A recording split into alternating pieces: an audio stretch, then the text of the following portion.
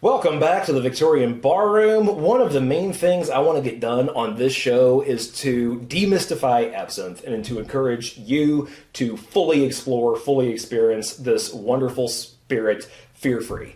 Now, there's been a lot of misinformation that has persisted about absinthe for well over a century now.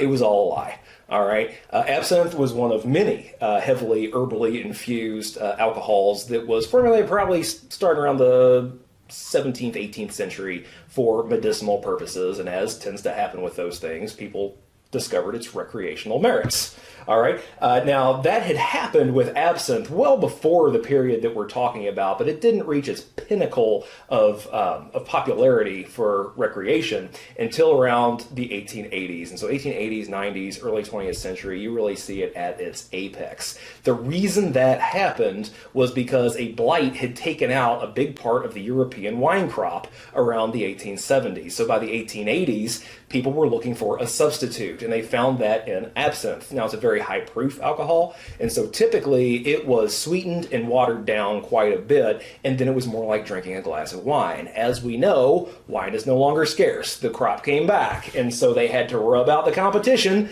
which was absinthe, and so they spread a lot of falsehoods that have all been disproven by scientific research, all right, on bottles that were left over from then and bottles that were produced the same way now. Now, it's not like there weren't people passing some terrible things off as absinthe.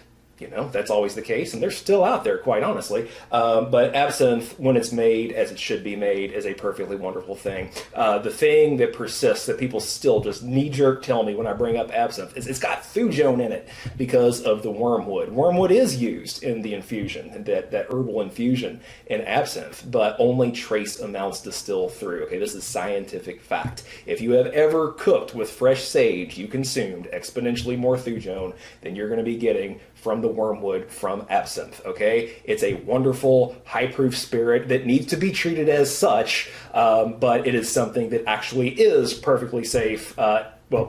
It's safe to enjoy if you treat it responsibly like anything else. And so we're going to get into it today. But before we do, don't forget to click that like and subscribe button. All right, that helps us out, and that helps us get better information to you. If you want to see what we're coming out with next, click the bell icon and you'll get a notification from YouTube when this is coming up. All right. So when we talk about absinthe, a lot of people, they immediately think of the absinthe fountain with the drip through the sugar cube. And that's an authentic, wonderful way to take absinthe, but it's not the only way. By the 1880s, it was finding its way into a little bit of everything, and there were all different kinds of ways to prepare it, not all of which require special equipment. And so today, I want to tell you about one way that you can prepare absinthe completely authentically to the end of the 19th century, and you don't need any special equipment at all. Okay, you need a glass. I'm going to use this goblet today from the 1880s, but you can use any kind of glass you want. I like to use a goblet when we do absinthe because the specially made absinthe glasses that we see that are popular today evolved out of Victorian goblets. If you see those wonderful impressionist paintings of people out at cafes drinking absinthe, you'll see it's a typical goblet kind of like this one,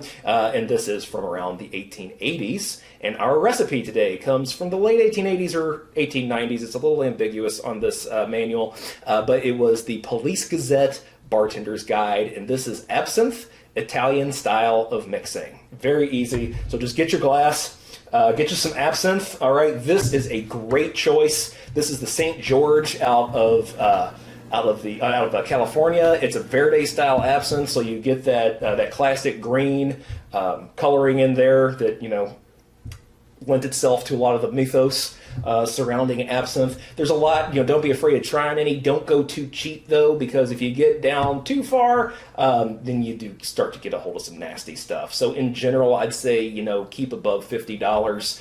The one exception to that would be the Absinthe Bleu from Spirits of French Lick. And you're only going to be using about an ounce at a time compared to where you might be using 2 ounces of something else in a cocktail. So it is going to last you a little bit longer. It pays to pay a little bit more for the absinthe.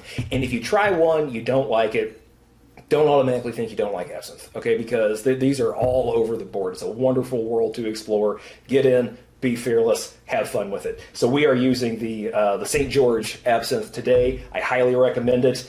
You need 1 ounce of that. And remember, we've talked about this before. You can use your cocktail measure, or a fluid ounce is just 2 tablespoons. So we're doing no special equipment today. We're going to do 2 tablespoons or 1 ounce of our absinthe.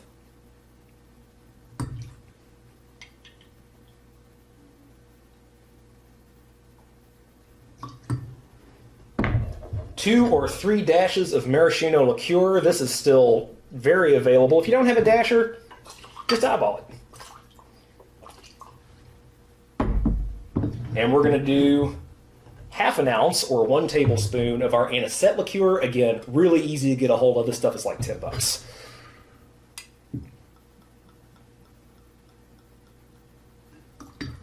So that's what we're putting in it. A couple of ice cubes. It's not a very big glass. I'm going to do 3. 2 or 3. And then get your spoon, stir it up.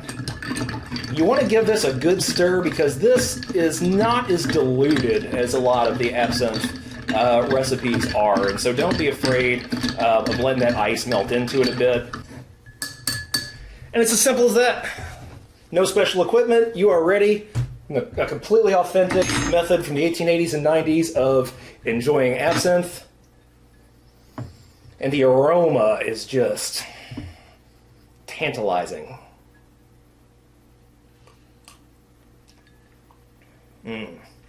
Now this, you're going to get a lot more of the flavor of the absinthe head on with this because it's not diluted as much as a lot of recipes are. You know, you've got a little bit of maraschino, you got the Anisette liqueur is what's really getting in there to sweeten it, and then the only dilution is really with the ice melting in it. And so this is something you want to drink slowly, kind of let that ice melt into it and chill it. And